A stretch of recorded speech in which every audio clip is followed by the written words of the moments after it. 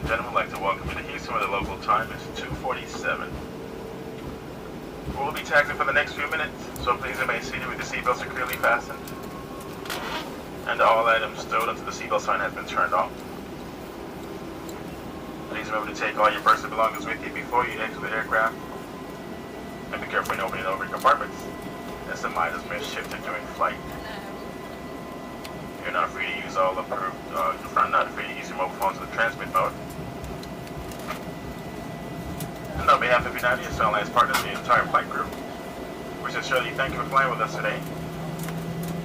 We hope you had a pleasant experience, and we look forward to welcoming you again on another United flight.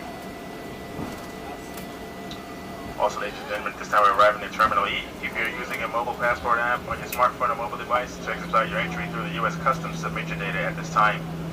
Please proceed through Customs and claim any checked baggage. If you are connected to another flight and have checked baggage, continue to the baggage recheck area and then on to security.